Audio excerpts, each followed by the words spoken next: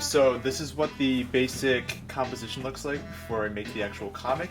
What we have here are 4 panels with a black background. These are really just squares on top of squares. So if we look at here, we have all the colors I use depending on what kind of setting I want to do.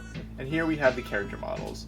Basically what I do is I have the character models set up so that I can basically move them around so it's easier to compose something quickly without having to redraw them all the time. So if you look here, every different object here is a different shape. So I can take his head off, I can move his eyes. For example, you can just do a simple move is always giving them eyebrows. If we do something like this, and we flip that around,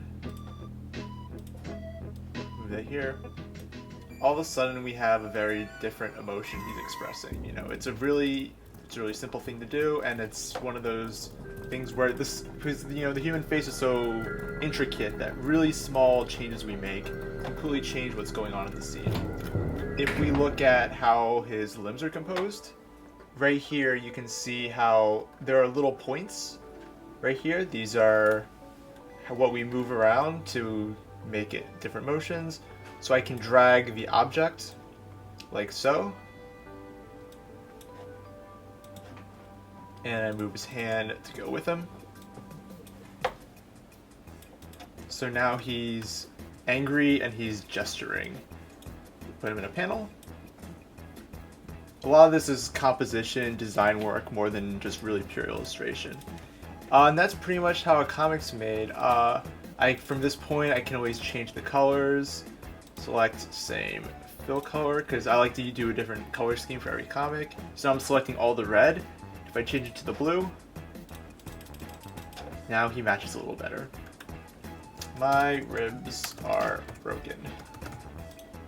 And I give him a little speech bubble again, a little pencil tool out, make this a little bigger. And even though it's a really shaky kind of line movement I'm doing, you can get Illustrator to kind of clean it up what it's doing. That's pretty much how it goes. Now he's angry that his ribs are broken. That's pretty much the process. You can totally copy that technique and it's really not that difficult. That's how it's done. Thanks for watching.